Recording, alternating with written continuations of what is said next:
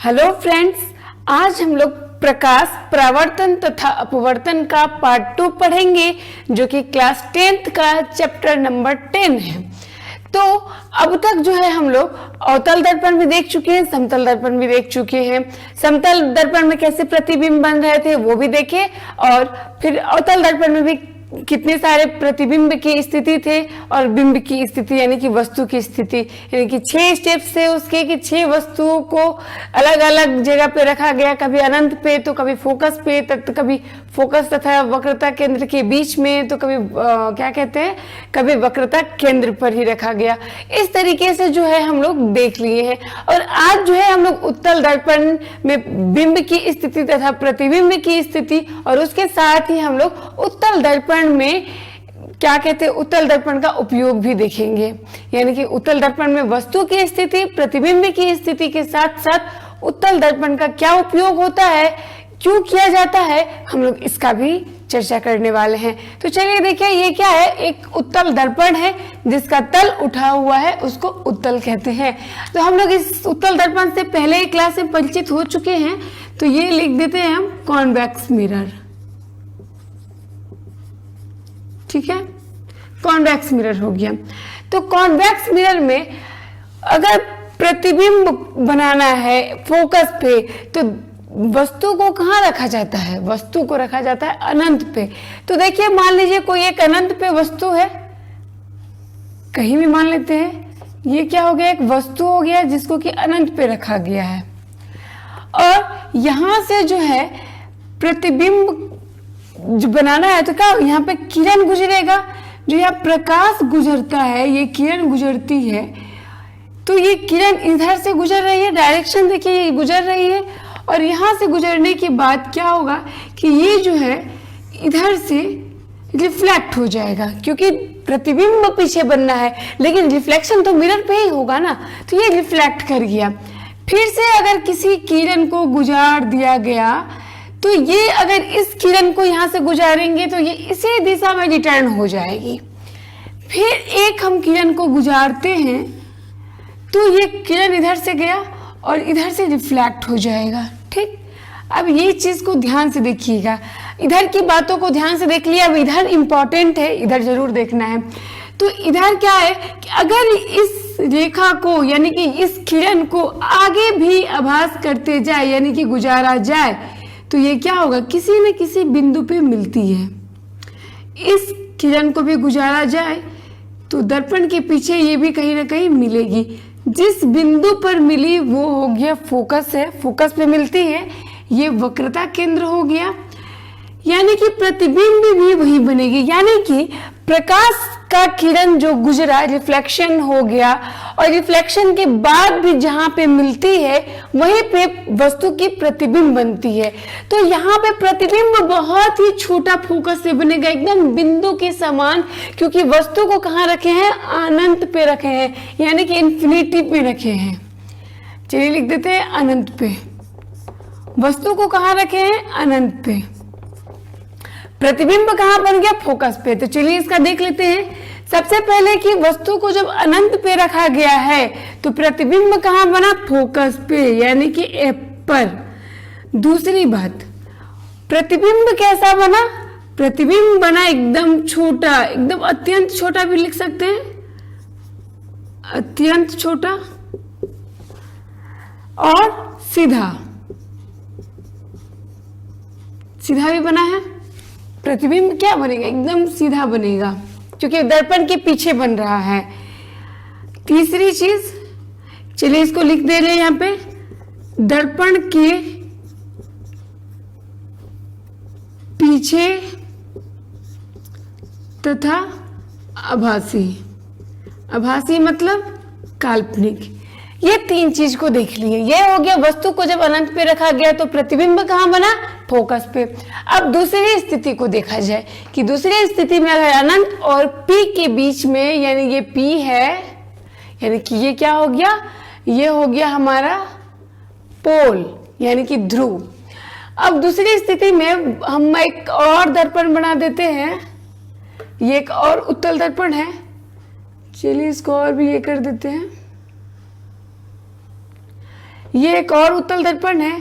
और वस्तु को कहाँ रखेंगे हम लोग? अब वस्तु को रखेंगे, कलई किया हुआ वस्तु को रखेंगे हम लोग। अब पहले एक मुख्य अक्ष खींच दिया जाए, वस्तु को रखा जाए P तथा अनंत के बीच में कहीं भी। तो चलिए यहाँ पे रख देते हैं, वस्तु ये हो गया। वस्तु से जो है किरण गुजरेगा, रिफ्लेक्शन होगा, तभी प्रतिबिंब बनेगा। तो यहाँ पे वस्तु से किरण टकराता है, यहाँ पे आता है, यहाँ पे आने के बाद रिफ्लेक्ट हो जाता है, क्योंकि मिरर से रिफ्लेक्शन होना है, इस चीज का ध्यान देना है। अगर इसको गुजारा जाए तो ये क्या होगा, कहीं ना कहीं तो मिलेगा, यानी कहीं ना कहीं तो कटेगा। तो ये कहाँ पे कट गया? ये कट गया हमारा यहाँ पे। फिर एक किरण आ रही, क्योंकि ये जो है कि ये जो क्या कहते हैं, ये प्रकाश जो है ये यहाँ पे आती है, यानी कि एक और किरण, ये वस्तु है, ये वस्तु हो गया। ए बी मान लिया जाए, ए बी वस्तु है, MN दर्पण है। ये प्रिंसिपल एक्सिस है, यानी कि ये मुख्य अक्ष हो गया। मुख्य अक्ष की दर्पण क्या जो मध्य बिंदु होता है वो पोल होता है, यानी ध्रुव होता है। पोल तथा अनंत के बीच में अगर हम वस्तु को रखते हैं तो प्रकाश का जो किरण गुजरा वस्तु से होते हुए जब दर्पण पे पड़ता है, उसका रिफ्लेक्शन हो जाता है, तो ये कहीं ना कहीं बिंदु पे मिलता है। जिस बिंदु पे मिलता है उसको बोलते हैं F, यानी मुख्य फोकस। दूसरा किरण जो है गुजरा, और इसके बाद ये भी क्या होगा, कहीं ना कहीं मिलेगा। ये भी क्या होगा, कहीं ना कहीं मिलेगा। तो ये हो गया यहाँ पे, यानी कि ये हो गया आपका वक्रता केंद्र। तो ये जहां पे मिला यहीं पे बनेगा प्रतिबिंब। यहाँ पे भी देखिए यहीं पे कट रहा था, इसलिए यहाँ पे प्रतिबिंब बना, मुख्य फोकस से प्रतिबिंब बना। और इसमें कहाँ पे कट रहा है, मुख्य फोकस से पहले, तो प्रतिबिंब बनेगा P तथा F के बीच में, यानी मुख्य फोकस से पहले ही बन जा रहा है। तो अब देखेंगे हम कि ये जो प्रकाश की किरण इधर से गुजरा, ये इधर से ही रिफ्लेक्ट हो जाएगा, यानी ये किरण आरेख जो गुजरा वो जिधर से गया उधर से रिफ्लेक्ट हो जाएगा। तो ये चीज हम जान गए। अब हम ये देखते हैं कि प्रतिबिंब की क्या प्रकृति है, यानी नेचर क्या है।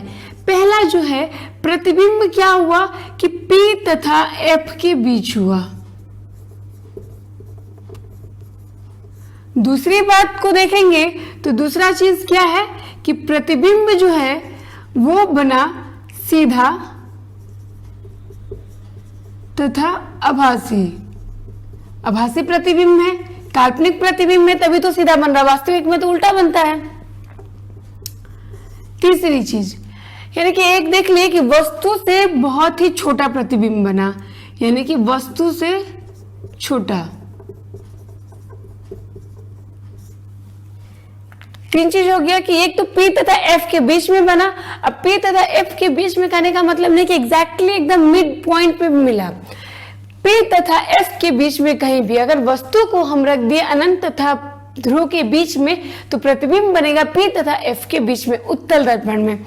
और इसके बाद सीधा बना, आभासी बना, काल्पनिक बना। और काल्पनिक होने की वजह से क्या है, हम लोग दर्पण के पीछे जो है डॉट डॉट से मिलाते हैं।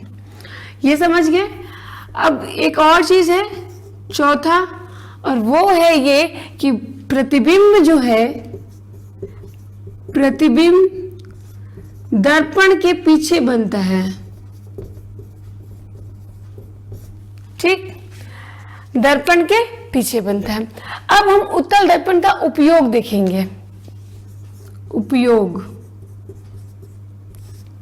उत्तल दर्पण का उपयोग जो होता है कहाँ पे होता है, यानी कॉन्वेक्स मिरर का यूज। तो ये देखिए उपयोग, तो सबसे पहले जो होता है वो क्या होता है, साइड मिरर के रूप में। साइड मिरर, तो ये साइड मिरर के रूप में क्यों किया जाता है उत्तल दर्पण का उपयोग, ये जान लीजिए।